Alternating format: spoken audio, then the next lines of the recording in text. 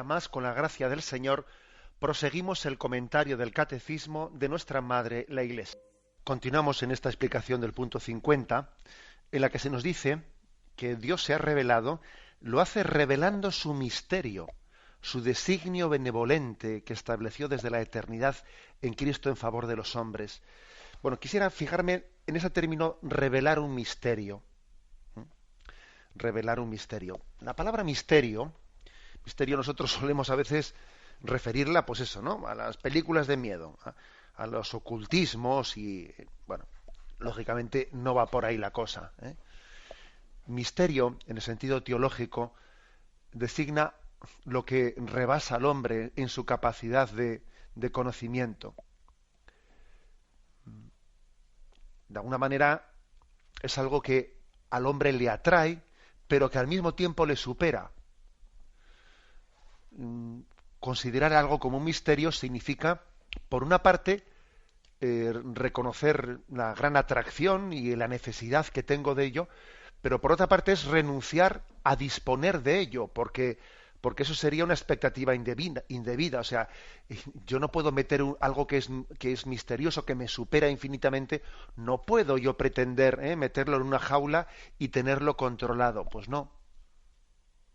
Sería hasta un pecado por parte del hombre pretender controlar un misterio que me supera. Ante un misterio uno siempre tiene que ser humilde, porque es algo grandioso, que me atrae, que soy consciente que vivo de ello, pero que por otra parte no puedo controlar, ¿no? Por ejemplo, cuando decimos Dios revela su misterio, no le entendemos en el sentido, ahí va, ya está revelado, ya no tiene ninguna gracia, no era como, pues como cuando hay un acertijo, y entonces a ver si, y en cuanto que te dan el resultado del acertijo, ya deja de tener ya ningún misterio, porque ya te han explicado el mecanismo y se acabó el misterio. No, no es en ese sentido en el que hablamos de que Dios se revela su misterio, porque el misterio está continuamente manifestándose y siempre es nuevo. No es como una cábala que te dan la fórmula y es el jeroglífico egipcio, ¿no? No. El misterio siempre es misterio y por el hecho de que Dios te lo revele no deja de ser misterio. Por ejemplo, se dice Dios es amor. Ah, descubierto el misterio, ya está. No. Te lo ha descubierto, te lo ha revelado, pero sigue siendo un misterio. O sea, es algo que supera la mera razón humana. Sigue siendo algo increíble, no sigue siendo algo impactante. Es misterioso. Bueno, en ese sentido, la revelación es como un pequeño adelanto de la visión beatífica en el cielo. Un pequeño adelanto en el que en el cielo tendremos toda la eternidad, ¿no? Pues para contemplar un misterio que no agotaremos nunca. Nos quedaremos siempre cortos, ¿no? La eternidad se va a quedar corta para gozar de la visión de Dios. Y ahí, por lo tanto, ¿no? Ese término. Lo hace revelando su misterio, su designio benevolente, etcétera. A ver, también quisiera hacer como una pequeña aquí exégesis del término designio de Dios, etcétera, ¿no? Se dice Dios dispuso en su designio. Bueno, vamos a ver, la palabra designio o la palabra Dios dispuso revelarse, fue su designio a lo largo de los siglos, etcétera.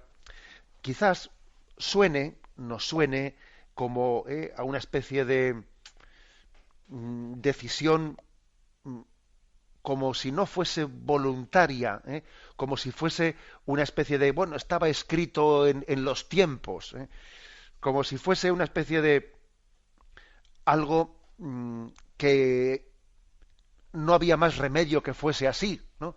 Era el designio, estaba escrito en las estrellas, como se dice, ¿no? Estaba escrito en las estrellas. Bueno, tenemos que intentar purificar esas reminiscencias que tienen en nosotros estos términos, ¿no? Designio, disposición, etcétera, parece que son cosas un tanto frías, como si fuesen cosas de energías, ¿no?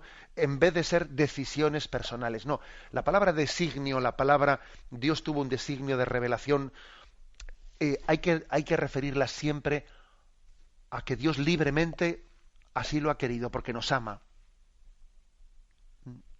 A que Dios te ha conocido personalmente, y porque te ha conocido personalmente te ha hablado.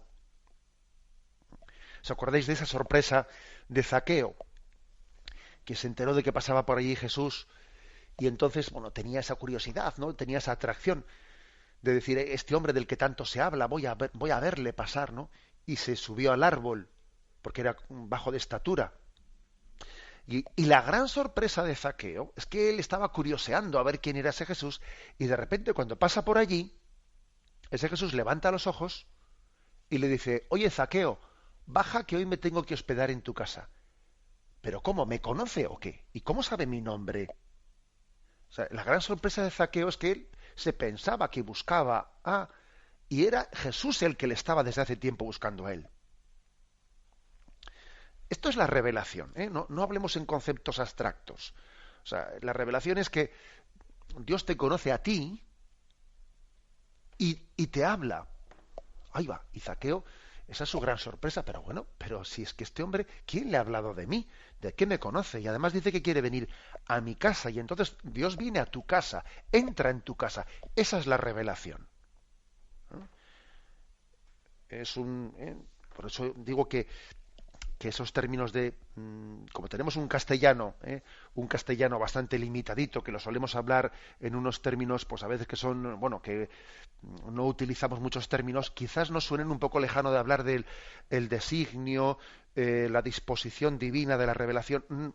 Bien, de acuerdo que tenemos que entender bien esos términos, pero es yo te conozco, yo desde toda la eternidad te he amado, te conozco por tu nombre. Y por eso te hablo a ti personalmente, ¿no? En una revelación que al mismo tiempo pues se da a un pueblo, se da al pueblo de Israel, se pone en manos de la Iglesia como depositaria de esa revelación.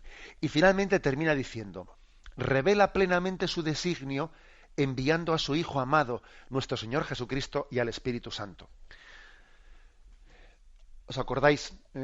¿Os acordáis de esa parábola del Evangelio? Que el dueño de la viña que va a cobrar las rentas de la viña y manda un enviado y no le hacen caso, manda otro enviado y le apalean, manda otro y dice, bueno, mandaré a mi hijo, a mi propio hijo, a él le escucharán.